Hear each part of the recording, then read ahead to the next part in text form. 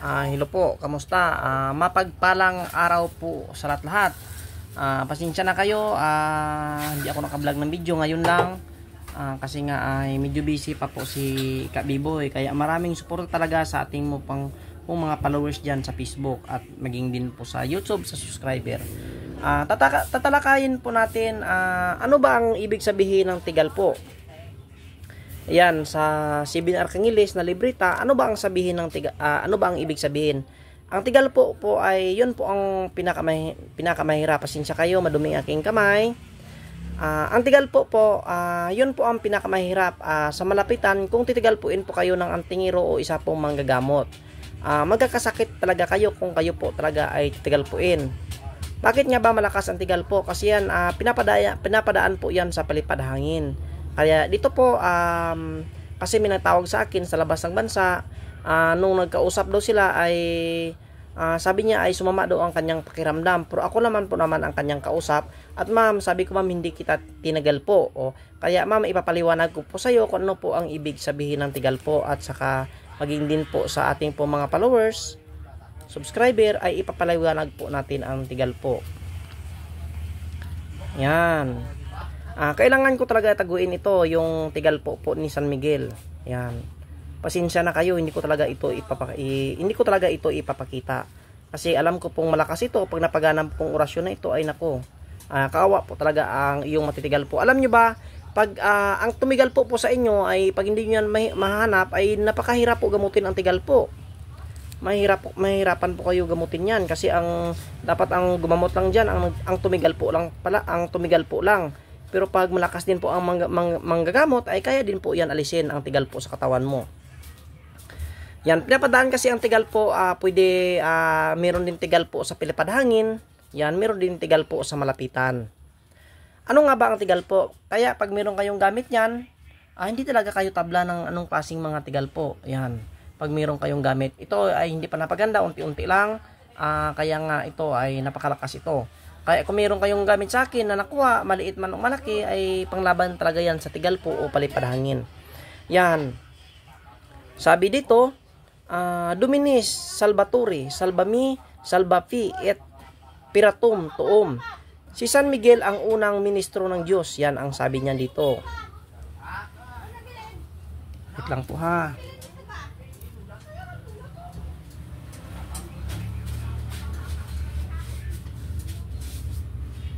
Ito, meron akong babasahin na.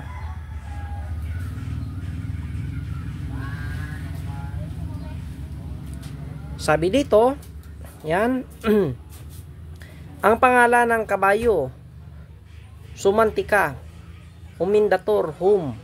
Mula noon, si San Miguel ay naging pangulo sa mga Arkangeles. Si San Miguel talaga ang pinakamalakas na Arkangel sa mga Arkangeles. Ang 7 Arkangeles na hindi pa binyagan ang mga pangalan ng sumunod na figura, kaya itong Amali. Kaya na ipapakita na natin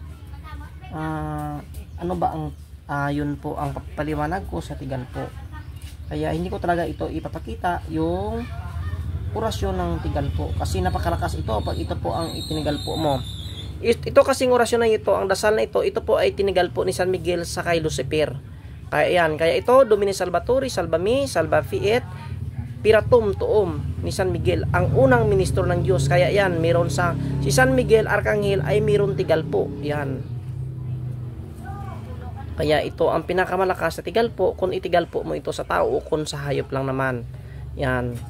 Kaya, meron ako isang kaibigan dyan sa Manila, binigyan ko ito ng libreta na ito, pinasirox. Kaya sa iba, sabi yun nagpalimos, hindi ko talaga binigyan. Kasi alam ko talaga si Sir Jeff. Sir Jeff, mapagpalang araw sa'yo. Kaya ikaw lang bro, binigyan ko ng libreta na ito. Kasi alam kong mabuti kang tao, matulungin. At saka, meron ka talagang malaking puso. At alam niyo pa si Sir Jeff ay meron talagang pag-intindi sa tao. Yan, kaya Sir Jeff, mapagpalang araw sa'yo. Ingat ka palagi. God bless. Pinapanalangin ko na gumanda pa ang iyong buhay para marami ka pang matulungan. At sa lahat po na binigyan ko ng gamit, sila po talaga ay sinerte sa buhay. Yan. Kaya yan, ito na ang San Miguel Arkanghel. Tigal po ni San Miguel Arkanghel. Yan. Basahin ko lang po, ang ganito lang po, Igusum. Pagkita nyo pong cross na yan, ang mag-sign of the cross po kayo. Igusum cross, Ehepto. O Egypto yan. Kaya hindi ko pwede talaga ipapakita yung tigalpo po talaga. Kasi malakas ito, napakahirap na tigalpo ito. Pwede mo itong patayin ang hayop o ang tao, magkakasakit talaga. Kaya napakalakas ang tigalpo na yan. Kaya yan, ito lang muna, vlog muna tayo. Ito lang muna ang ating gamit. Wala po tayo pong nagawa pa. Pero bukas meron akong padalhan, meron akong special na ginawa para po sa ating po mga kaibigan. Kaya sa interesado pa rin nating mga gamit, pwede kayo magtawag sa akin or mag-text. Marami pa naman tayong naiwan na mga pendant na maliliit. Meron din mga malalaki. At ngayon ay Webis. Gumawa ako ngayon ng pendant na maliit kasi nga ay meron din ang order na hindi ko pinadala. Kaya nga sa hindi ko pinadala ay pasensya muna kayo. Ay medyo busy kasi ako ngayon sa aking fish fund. Kaya doon muna ako tumutok. Kaya yan lang muna ang ating gamit. Balang araw o susunod na hindi tayo busy, mapaparapol po tayo, mamimigay po tayo ng mga gamit. Sa ngayon yan lang muna ako. Pero kung meron kayo dyan nakita sa vlog ko, pwede din po kayong ipasa nyo sa akin ang picture na yan. Yan nyo ang inyong disenyo.